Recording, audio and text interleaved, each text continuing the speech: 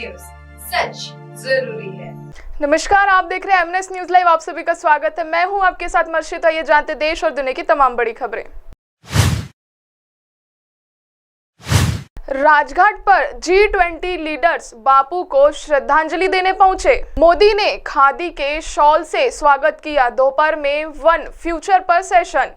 दरअसल G20 के दूसरे दिन की शुरुआत राष्ट्रपति महात्मा गांधी को श्रद्धा सुमन अर्पित करने से होगी। इसके लिए नेताओं का राजघाट पहुंचना शुरू हो गया है। प्रधानमंत्री मोदी उन्हें शॉल उड़ाकर रिसीव कर रहे हैं। पीएम मोदी सभी नेताओं राजघाट के बारे में जानकारी भी दे रहे हैं। इसके बाद सभी भारत मंडप के लीडर्स लाउंज में लौटेंगे। फिर वन फ्यूचर पर आखिरी सेशन होगा। सबसे आखिर में नई दिल्ली डिक्लेरेशन जारी होगा। समिट के पहले दिन कई मुद्दों पर चर्चा की।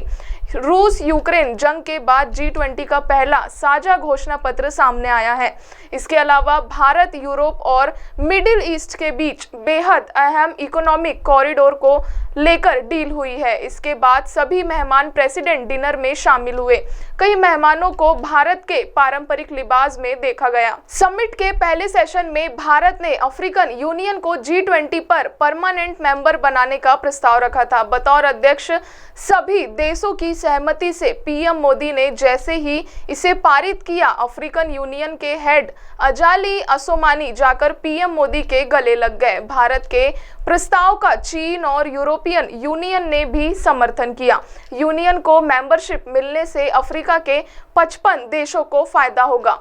G20 के लिए भारत आए विदेशी मेहमानों के सम्मान में राष्ट्रपति द्रौपदी मुर्मू ने डिनर होस्ट किया है। मेन्यू में सभी वेजिटेरियन यानी शाकाहारी डिश शामिल की गई है। मेन्यू पर भी प्रेसिडेंट ऑफ इंडिया की जगह प्रेसिडेंट ऑफ भारत लिखा गया। मेन्यू को भारत की परंपरा, रीति रिवाज और विविधता को ध्यान में रखकर तैयार किया गया है। रुक करते हैं एक और खबर का।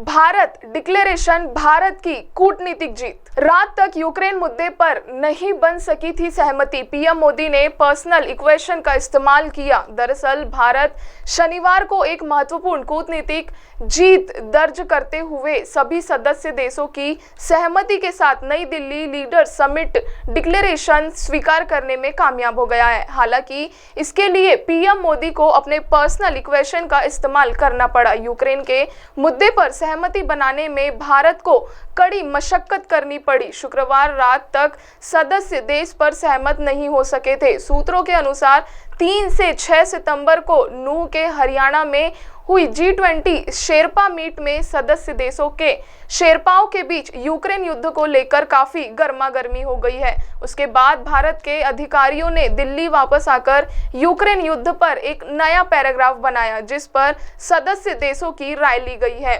भारत ने अपनी तरफ से यह दलील दी कि यूक्रेन को सिर्फ एक मुद्दे के रूप में नहीं देखना चाहिए, क्योंकि इसके कारण और महत्वपूर्ण मुद्दों पर भी सहमति नहीं बन पा रही है। जापान के प्रधानमंत्री फ्यूमियो किशिदा ने कहा कि रूस के कारण ग्लोबल इकोनॉमी पर बुरा प्रभाव पड़ रहा है और G20 सदस्यों को इसका संज्ञान लेते हुए रूस पर अपने सैनिकों को वापस बुलाने का दबाव बनाना चाहिए। जापान ने रूस के यूक्रेन के खिलाफ परमाणु बम इस्तेमाल करने की धमकी की भी आलोचना की है।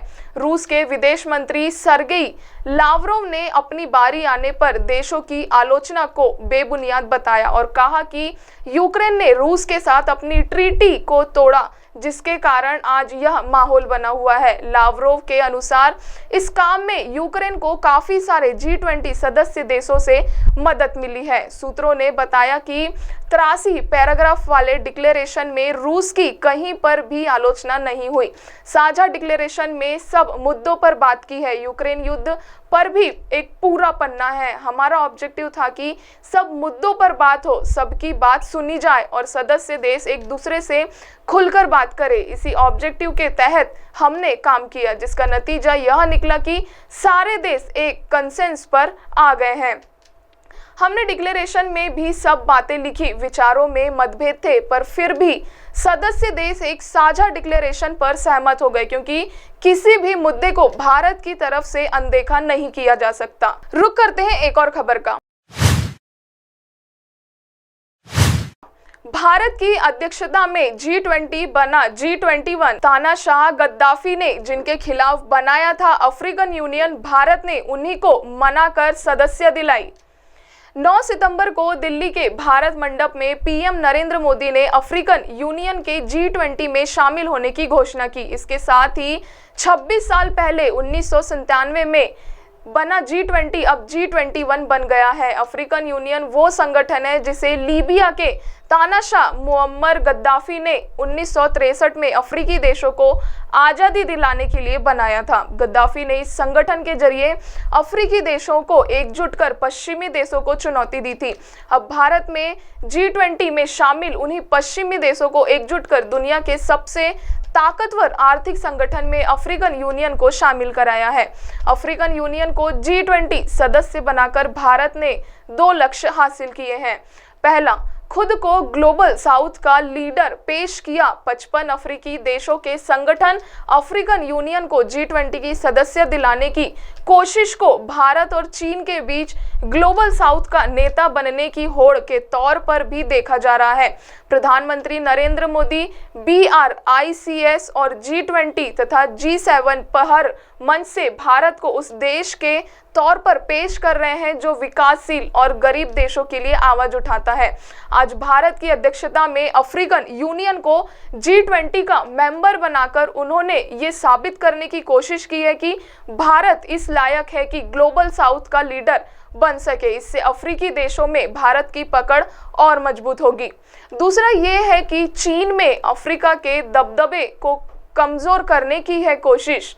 3 वजह से अभी भी अफ्रीका में चीन को पछाड़ सकता है। भारत दूसरे देशों के मुकाबले पिछले 20 सालों में अफ्रीका में सबसे ज्यादा चीन ने निवेश किया है। भारत चीन को टक्कर देते हुए अफ्रीकी देशों को कर्ज देने के मामले में दूसरे नंबर पर है।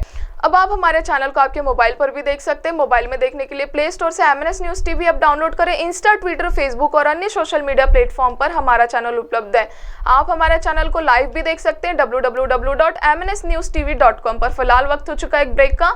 ब्रेक से लौटने के बाद देखेंगे देश और दुनिया की तमाम बड़ी खबरें। नमस्कार।